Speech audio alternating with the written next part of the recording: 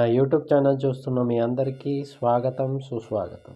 బుధవారం రోజు శ్రీ మహావిష్ణువు యొక్క ఆలయానికి వెళ్ళి, ఆలయంలో శ్రీ మహావిష్ణువు యొక్క నామస్మరణ చేస్తూ, శ్రీ మహావిష్ణువు యొక్క షోడశనామ స్తోత్రాన్ని 6 మార్లు పఠించిన వారి యొక్క కష్టాలన్నీ తొలగిపోతాయి. మరియు అనారోగ్య సమస్యలు, ఆర్థిక ఇబ్బందులు, శత్రుబాధలు అన్నీ తొలగిపోతాయి. కనుక శ్రీ మహావిష్ణువు యొక్క ఈ స్తోత్రాన్ని పఠించి మహావిష్ణువు యొక్క అనుగ్రహానికి పాత్రలవ్వండి. శ్రీ మహావిష్ణువు యొక్క షోడశనామ స్తోత్రం.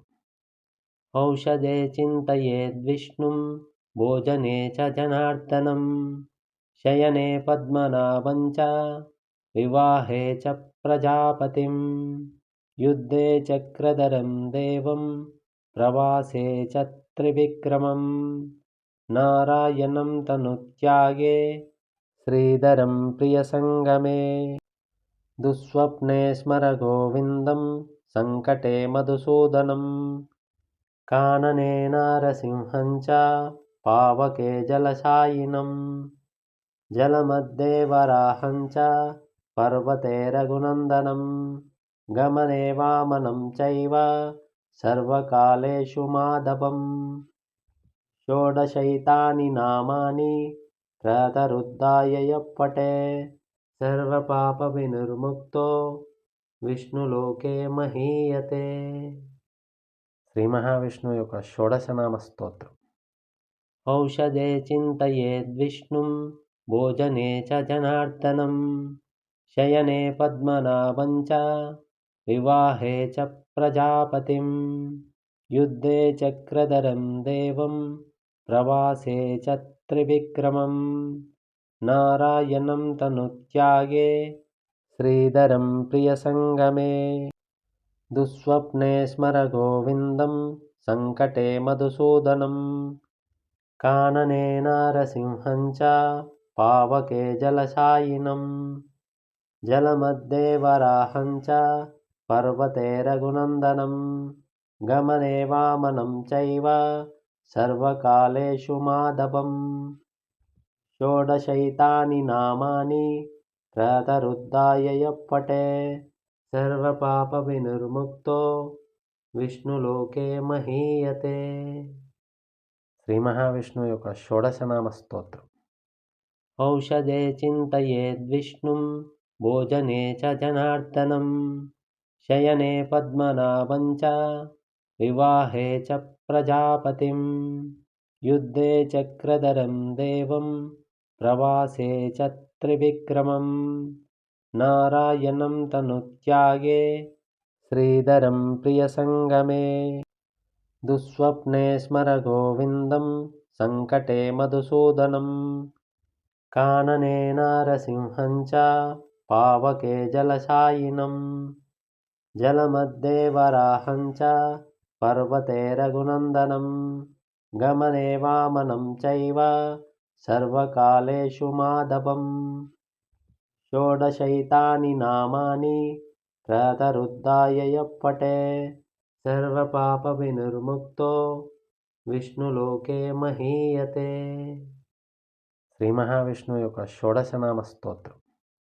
ఔషధే చింతయేద్విష్ణుం భోజనే చ జనార్దనం శయనే పద్మనాభం చ వివాహే చ ప్రజాపతిం యుద్ధే చక్రధరం దేవం ప్రవాసే చ త్రివిక్రమం నారాయణం తనుత్యాగే శ్రీధరం ప్రియసంగమే దుస్వప్నే స్మర గోవిందం సంకటే మధుసూదనం కాననే నారసింహం చ పావకే జలశాయినం జలమధ్యే వరాహం చ పర్వతే రఘునందనం గమనే వామనం చైవ సర్వకాలేషు మాధవం షోడశైతాని నామాని ప్రాతరుద్ధాయ యప్పటే సర్వపాప వినిర్ముక్తో విష్ణులోకే మహీయతే.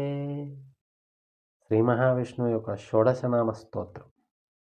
ఔషధే చింతయేద్విష్ణుం భోజనే చ జనార్దనం శయనే పద్మనాభం చ వివాహే చ प्रजापतिं युद्धे चक्रधरं देवं प्रवासे च त्रिविक्रमं नारायणं तनुत्यागे श्रीधरं प्रियसङ्गमे दुःस्वप्ने स्मर गोविन्दं सङ्कटे मधुसूदनं कानने नारसिंहं च पावके जलशायिनं जलमध्ये वराहं च पर्वते रघुनन्दनं गमने वामनं चैव सर्वकालेषु माधवम् षोडशैतानि नामानि प्रातरुद्धाय यः पठे सर्वपापविनिर्मुक्तो విష్ణులోకే మహీయతే.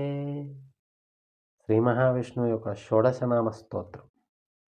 ఔషధే చింతయేద్విష్ణుం భోజనే చ జనార్దనం శయనే పద్మనాభం చ వివాహే చ ప్రజాపతిం యుద్ధే చక్రధరం దేవం ప్రవాసే చ త్రివిక్రమం నారాయణం తనుత్యాగే श्रीधरं प्रियसङ्गमे दुःस्वप्ने स्मर गोविन्दं सङ्कटे मधुसूदनं कानने नारसिंहं च पावके जलशायिनं जलमध्ये वराहं च पर्वते रघुनन्दनं गमने वामनं चैव सर्वकालेषु माधवम् षोडशैतानि नामानि प्रातरुद्धाय यः पठे सर्वपापविनिर्मुक्तो विष्णुलोके महीयते.